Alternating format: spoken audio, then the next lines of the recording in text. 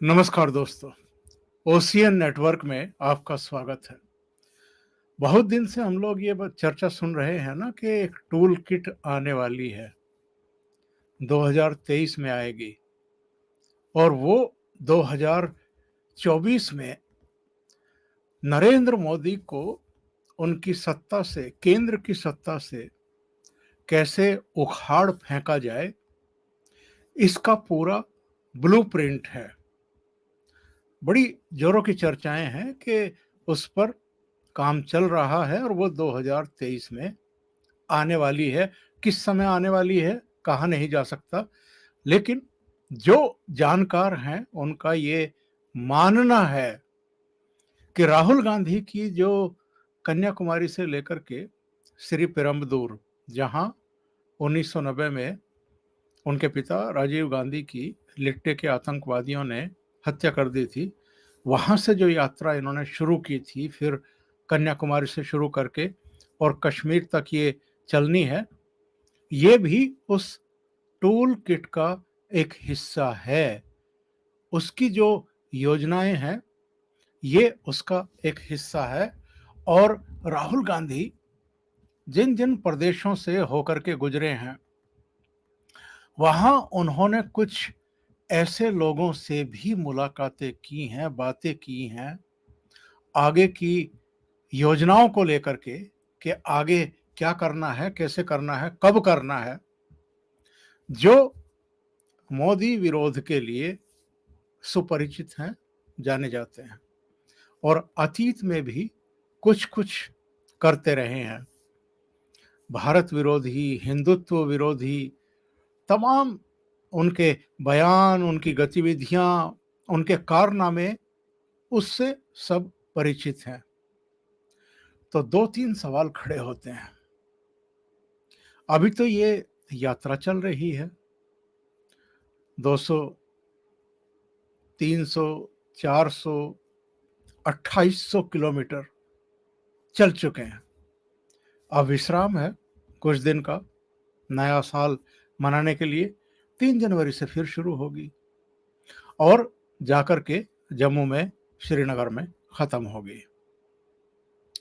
लेकिन इसके बाद ये जो जिसको दूल्हा बनाया हुआ है, उसको तो प्रशस्ति मिल जाएगी।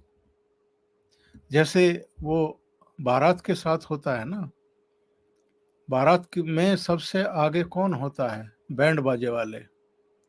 तो बैंड बाजे वाले आप इनको समझ लो, जो मीडिया के लोग इनके साथ चल रहे हैं और जो भी ये भाषण देते हैं या इनके सोशल मीडिया मंचों पर या इनकी प्रेस कॉन्फ्रेंस में जो भी इनके प्रवक्ता या इनके नेता राहुल गांधी कहते हैं, उसको ये लोग प्रसारित कर देते हैं, प्रकाशित कर देते हैं।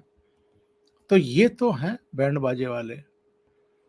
और नृत्य करने वाले कौन हैं? नृत्य करने वाले हर राज्य में बदलते भी रहे हैं और कुछ परमानेंट इनके साथ चल रहे हैं, जो घोड़ी के सामने नृत्य कर रहे हैं।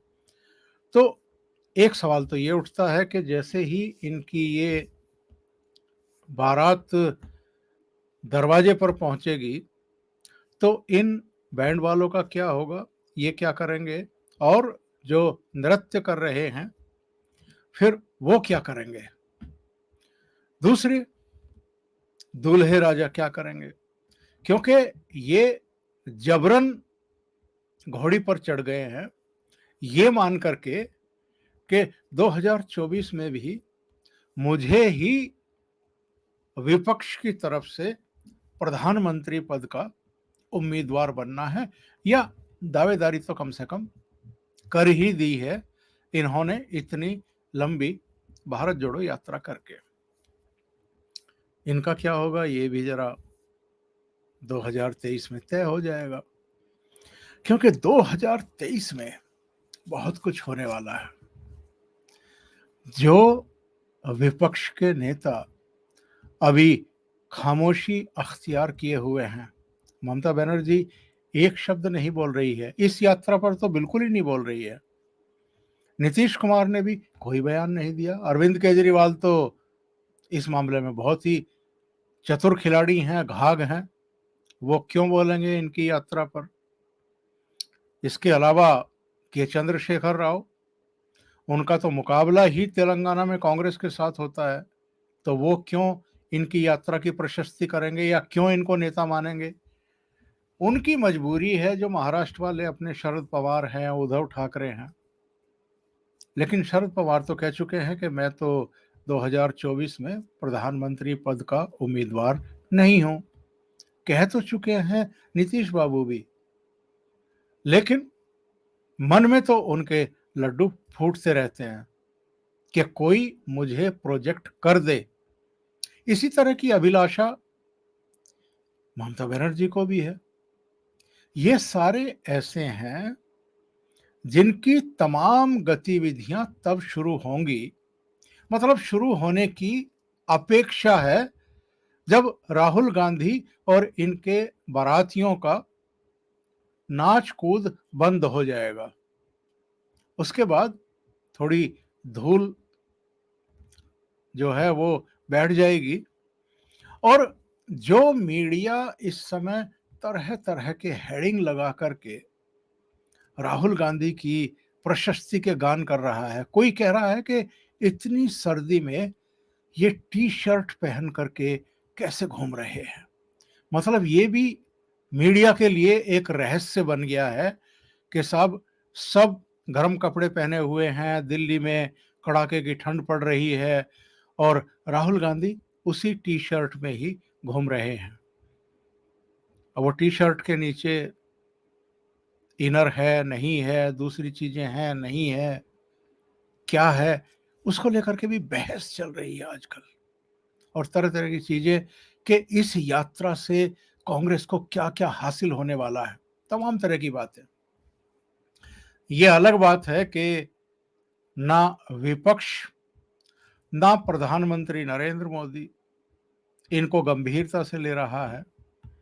और मुझे लगता है कि कांग्रेस के भीतर भी अभी भी दो राय के लोग हैं।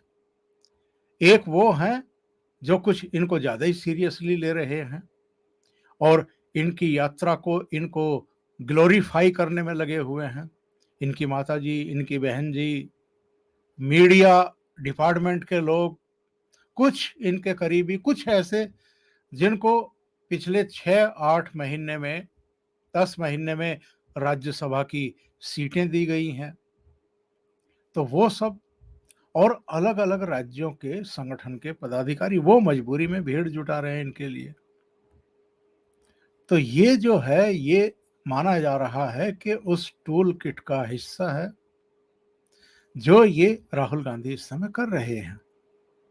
2023 में योजनाएं बहुत बड़ी बड़ी हैं, जिनमें से कुछ के बारे में तो मैंने कल भी एक वीडियो में बताया था कि 26 जनवरी को वो किसानों की फिर से महापंचायत हो रही है हरियाणा के जींद में, और मार्च में किसी समय दिल्ली में फिर से महारैली के नाम पर एक जमावड़ा होगा, ट्रैक्टरों के साथ और डेरे तंबुओं के साथ। फिर से 2024 के चुनाव से पहले नरेंद्र मोदी के खिलाफ एक हवा बनाने की कोशिश होगी। ये दो तीन चीजें तो हमारे सामने हैं। छिपी हुई चीजें कौन कौन सी हैं उस टूल किट की, वो भी आहिस्ता आहिस्ता सामने आ जाएंगी। दूसरे जो मैंने कहा, ममता बनर्जी, नीतीश कुमार, अरविंद केजरीवाल, के चंद्रशेखर राव, शरद पवार या कोई और अगर हैं जिनको 2024 में नरेंद्र मोदी के खिलाफ लगता है कि मैं चेहरा हो सकता हूं या मैं चुनौती हो सकता हूं नरेंद्र मोदी के लिए, तो 2023 में उनका भी नाच कूद और वारफेर सामने आ जाएगा। पता लग जाएगा कि किस में कितना दम है और कौन किसको लेकर के सहमति बन रही है तीसरे चौथे मोर्चे के लिए, या कांग्रेस में क्या स्थिति रहने वाली है। और बहुत कुछ इस पर भी डिपेंड करेगा कि ये जो 2023 में कई राज्यों में चुनाव होने वाले हैं, उनके परिणाम क्या होंगे। जैसे कर्नाटक में चुनाव है, तेलंगाना में है, त्रिपुरा में है और इन 3 हिंदी बेल्ट के राज्यों में है राजस्थान, मध्य प्रदेश, छत्तीसगढ़। तो राजस्थान में क्या हालत है ये तो सबको पता है, रायता बिखर चुका है, कांग्रेस के खिलाफ एंटी इनकम्बेंसी सिर चढ़ कर के बोल रही है।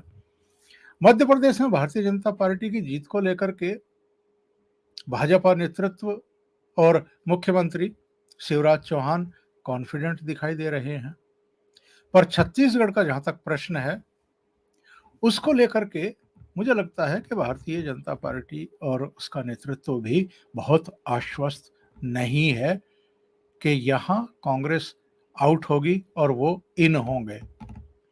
इसी तरीके से कर्नाटक को लेकर के भी कुछ दुश्वारियां दिखाई दे रही हैं कि भारतीय जनता पार्टी की सत्ता जा भी सकती है अगर वहां पर ठीक तरीके से काम नहीं किया गया और नेतृत्व को लेकर के भी तमाम तरह के सवाल वहां पर हैं।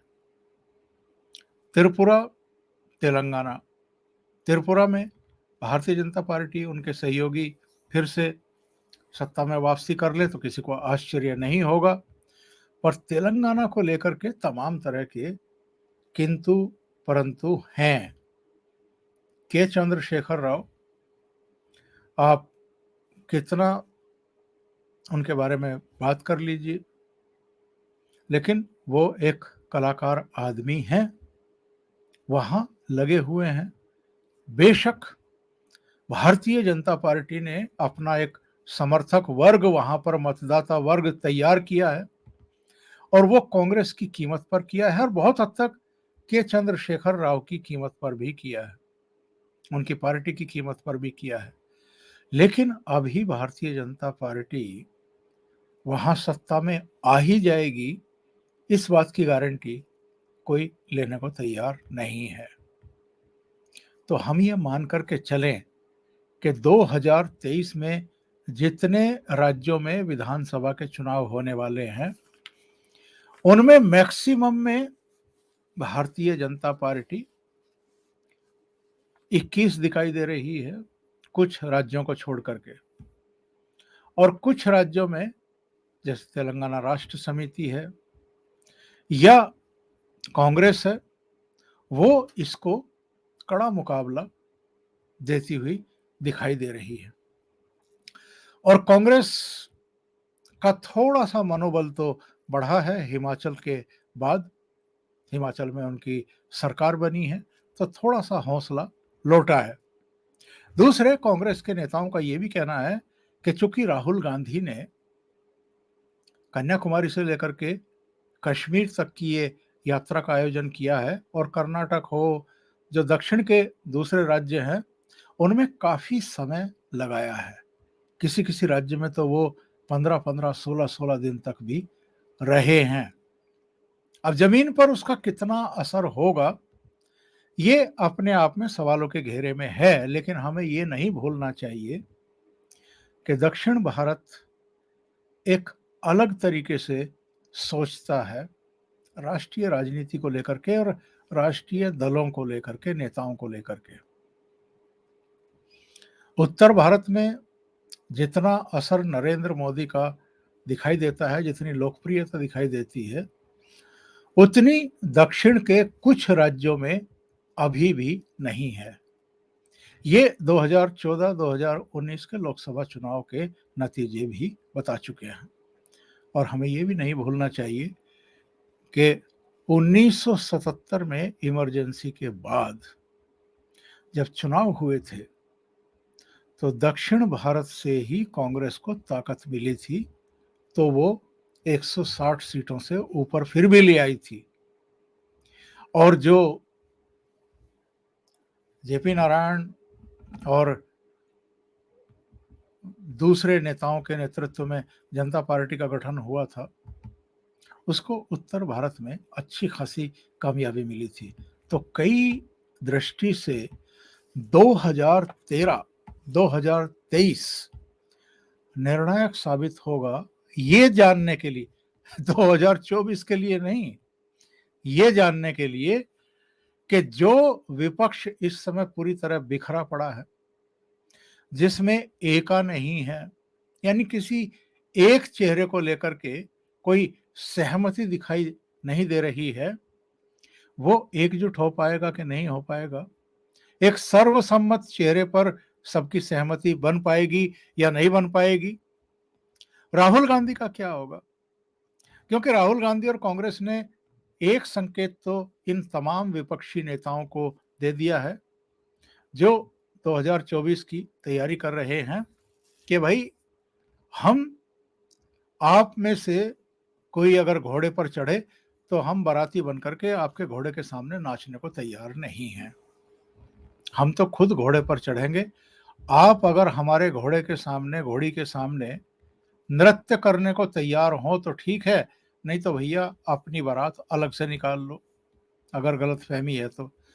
हम ही मेन दावेदार हैं, हम ही अखिल भारतीय स्तर की पार्टी हैं, आप लोग तो सब एक एक दो दो राज्यों के हैं। तो ये संकेत इन्होंने दिए हैं।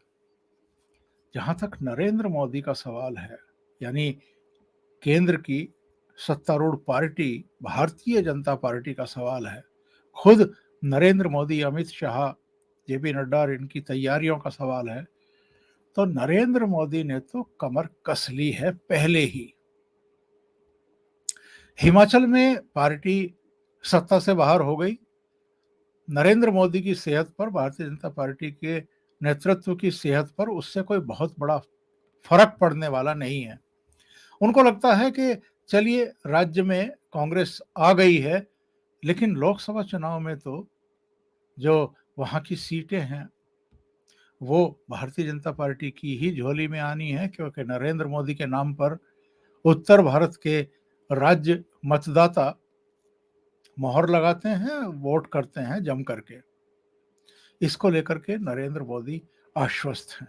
दूसरे, हमें ये नहीं भूलना चाहिए कि 2024 के चुनाव से पहले ऐसी कई बातें होने वाली हैं जो नरेंद्र मोदी की जो स्वीकार्यता है, जो लोकप्रियता है, वो अपने चरम पर पहुंच सकती है।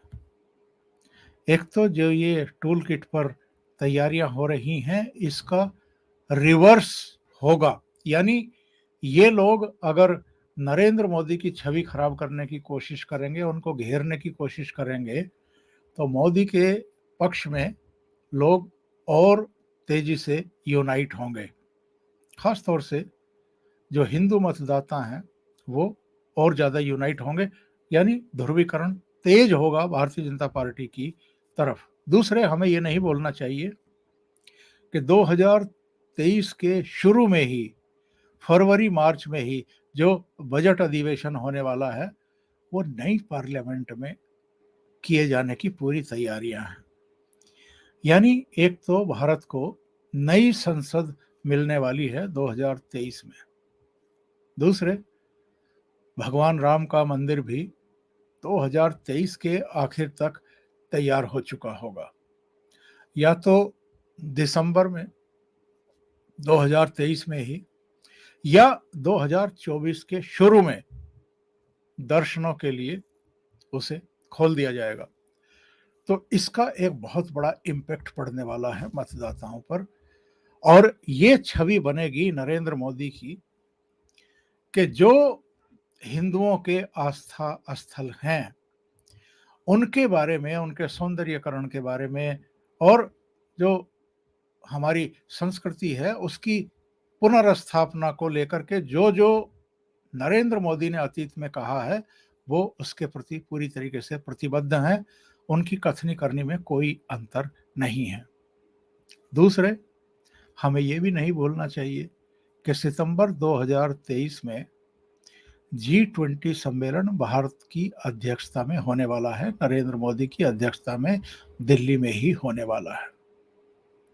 और इस सम्मेलन के बाद ही कई राज्यों के विधानसभा चुनाव होने वाले हैं। तो आप ये तय मान करके चलिए कि नरेंद्र मोदी ने इन विधानसभा चुनाव के लिए भी और 2024 के लोकसभा चुनाव के लिए भी बहुत कुछ सोच करके रखा हुआ है। तैयारी की हुई है, कमर कसी हुई है। अगर ऐसा ना होता तो ये जो यात्रा चल रही है, ये जो मीडिया में हाइप क्रिएट किया जा रहा है, इसको गुजरात में जो नतीजा आया है और उन्होंने जो वो 50-52 किलोमीटर की रोड शो की थी, एक तो वो शो नरेंद्र मोदी का, नंबर 2 अभी 3 दिन पहले उन्होंने एक बड़ा फैसला लिया है जिसको मीडिया ने कोई बहुत तवज्जो दी नहीं है, खास तौर से दिल्ली के मीडिया ने। ये फैसला है कि इस देश की 80-81 करोड़ जनता को कोविड काल से ही जो वो फ्री राशन देते आ रहे हैं, वो 2024 तक भी जारी रहेगा। यानी लोकसभा चुनाव तक वो जारी रहने वाला है। और ऐसा ही ऐलान इन्होंने उत्तर प्रदेश के विधानसभा चुनाव से पहले भी किया था। उसका नतीजा हमने उत्तर प्रदेश में देखा है। और 2024 के लोकसभा चुनाव तक अगर आप इतनी बड़ी आबादी को फ्री राशन दे रहे हैं, तो ऐसे तो बहुत सारे काम ऑलरेडी उन्होंने किए हुए हैं। इसका एक अलग इम्पैक्ट आता है। यानी नरेंद्र मोदी की जो छवि बन रही है कल्याणकारी नेता की, वो एक बहुत बड़ा प्लस पॉइंट है। और जो विपक्ष की ये तमाम उछल कूद है, जो कारनामे हैं, जो टूल किट है, इस पर वो बहुत भारी पड़ने वाली है। ऐसे में बहुत सारे काम गिना सकता हूं नरेंद्र मोदी के, उनकी सरकार के, चाहे फ्री राशन हो, चाहे गैस सिलेंडर उपलब्ध कराना हो, चाहे बिजली के कनेक्शन उपलब्ध कराने हों, शौचालय घर घर बनवाने हों, प्राइमरी पाठशालाओं में बनवाने हों, लड़कियों के अलग लड़कों के अलग, जन धन खाते, किसानों को जो पैसा दिया जा रहा है, गरीबों के हाथों में जो पैसा पहुंचा है, ये सब चीज़ें ऐसी हैं जो कभी कोई भूलता नहीं है। और जब वोट करता है तो तब तो बिल्कुल नहीं भूलता है। तो तैयारी विपक्ष भी कर रहा है, तैयारी नरेंद्र मोदी भी कर रहे हैं, कमर कस करके कर रहे हैं। अभी के लिए इतना ही। बहुत बहुत धन्यवाद। अगर आपको ये चैनल और इसके कंटेंट पसंद आ रहे हैं तो लाइक करें, कमेंट करें, वीडियो को शेयर करें। अभी तक अगर आपने ये चैनल सब्सक्राइब नहीं किया है तो सब्सक्राइब कर लें और साथ में लगे बेल आइकॉन को दबा दें ताकि आगे आने वाले वीडियो और उनके नोटिफिकेशन आप तक पहुंचते रहें। बहुत बहुत धन्यवाद। नमस्कार।